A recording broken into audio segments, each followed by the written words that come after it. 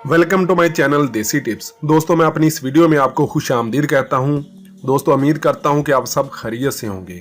दोस्तों, आज मैं आपके साथ एक नुस्खा शेयर करूंगा, यानी कि जो कतरे आते हैं आपको पेशाब करने से पहले या पेशाब करने के बाद, जब खाना करने से पहले, जब खाना करने के बाद, जिसे हमने कई बीमारियों का नाम भी दिया हुआ है। तो दर हकीकत ये होते क्या हैं और ये कैसे निकलते हैं, आज मैं इस वीडियो में आपके साथ शेयर करूंगा और एक इसके लिए नुस्खा भी दूंगा जो मेरे भाई इस मर्ज़ का शिकार हो चुके हैं, यानी कि जिनको कतरे वगैरह आते हैं उनके लिए बहुत ही ज़बरदस्त नुस्खा है। एक भाई ने मुझसे सवाल भी किया था कि पेशाब करने या गुस्ल करने के दौरान मैंने अपने लिंग या अज़ू तनासल से कुछ चिपचिपी रतूबत निकलते हुए देखी है, क्या ये एक बीमारी है? तो इस सवाल का जवाब भी मैं दूंगा। तो दोस्तों, आगे बढ़ने से पहले अगर आपने अभी तक मेरे चैनल को सब्सक्राइब नहीं किया तो प्लीज़ मेरे चैनल को सब्सक्राइब कर लें, ताकि आने वाली हर नई और अच्छी वीडियो आप तक आसानी से पहुंच सके। दोस्तों, मुसलसल कब्ज़ होने की वजह से, हाजत के दौरान जोर लगाने की वजह से भी कतरे खारिज हो जाते हैं। मेरी बातों को आपने गौर से सुनना है तो आपको समझ आ जाएगी कि ये कतरे वगैरह क्या चीज़ हैं। दोस्तों, ज़्यादातर सूरतों में जो रतूबत मनी होती है, ये कैफियत प्रोटेस्ट गदूद की सूजन की वजह से होती है। प्रोटेस्ट गदूद मर्दाना जिनसी गदूद होता है जो मसाने के नीचे वाक़या होता है और इसके ज़रिए मनी बनती है। मर्दाना जरासीम अंजाल के दौरान मनी में तैरते हुए आगे बढ़ते हैं, यानी कि कोई आप ऐसी एक्टिविटी करते हैं जिसका तल्लक सेक्स से हो तो ये मनी हरकत में आ जाती है।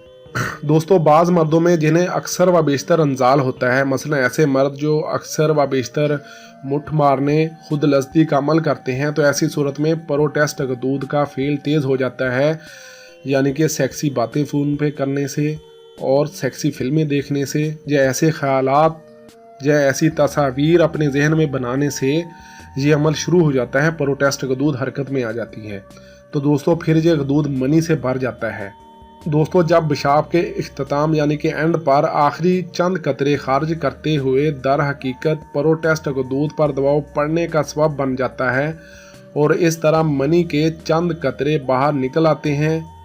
ये अक्सर जैसे हम खाना करने या पेशाब करने की जो सूरत होती है, बैठने का जो तरीका होता है, तो उस वजह से प्रोटेस्ट गदूद पे दबाव पड़ता है।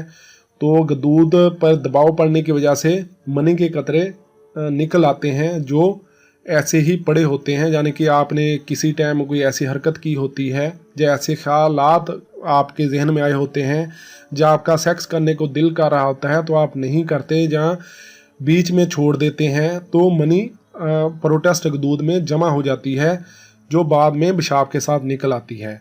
दोस्तों, आप खुद मुशाहदा करेंगे कि जी मनी है या पीप। अगर पीप है तो इलाज लाजम है। मनी की सूरत में ठंडी एशिया के इस्तेमाल से और जो मैं ये नुस्खा बताने जा रहा हूँ इसके इस्तेमाल से आपका जो कतरे आते हैं, जहाँ जैसे भी कतरे आते हैं, सब ठीक हो जाएंगे। गारंटी वाला नुस्खा दे रहा हूँ आपको।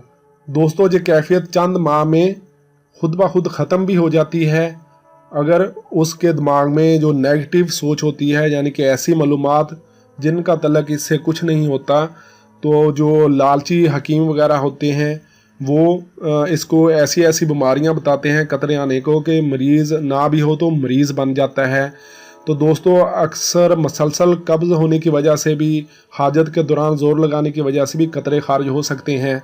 तो ऐसी सूरत में आपने ठंडी एशिया का इस्तेमाल करना है, यानी कि चिकनाई वाली चीज़ें और तली हुई चीज़ें और मसालेदार चीज़ों से आपने परहेज़ करना है और आपने इस नुस्खे का इस्तेमाल करना है जो अभी आपके साथ मैं शेयर करने जा रहा हूँ। तो दोस्तों, ये नुस्खा बहुत ज़बरदस्त है। तो दोस्तों, इस नुस्खे को बनाने के लिए आपको जिन अज्जा की ज़रूरत होगी वो आम आपको मिल जाएंगी, बहुत आसानी से मिल जाएंगी, हर जगह से मिल जाएंगी। ये नहीं है कि एक मुल्क से मिल रही हैं तो दूसरे मुल्क में नहीं मिलेंगी। तो इसमें जो अज्जा चाहिए वो हैं इसबगोल का छिलका 50 ग्राम, और आपको चाहिए तुखम लाजवंती, जिस तरह की होती है पंसार स्टोर से आसानी से मिल जाएगी। और ये कूज़ा मिस्री के बारे में तो हर कोई जानता है, कूज़ा मिस्री। ये सब चीज़ें आपको 50-50 ग्राम चाहिए, चाहे तो कम मकदार में भी ले सकते हैं, लेकिन आपको चाहिए बराबर मकदार में। ये सब चीज़ें आपने लेनी है बराबर मकदार में।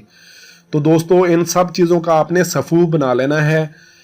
यानी कि जो तुखम लाजवंती है इसका सफ़ू आपने अलग से बनाना है और बाकी दोनों चीज़ों का मिक्स करके सफ़ू बना सकते हैं।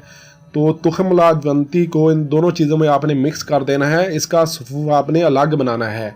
तो आपने इसको इस्तेमाल कैसे करना है दोस्तों, रात सोने से पहले 1 गिलास दूध के साथ आधा चम्मच 5 या 4 या 5 ग्राम आधा चम्मच आपने 1 गिलास दूध के साथ रात को सोते हुए और सुबह खाली पेट यानी कि नहार मुंह आधा चम्मच 1 गिलास दूध के साथ, गाय का दूध मिल जाए तो वो बेस्ट है, नहीं तो बाकी दूध के साथ भी चल जाएगा और पानी के साथ भी इस्तेमाल कर सकते हैं।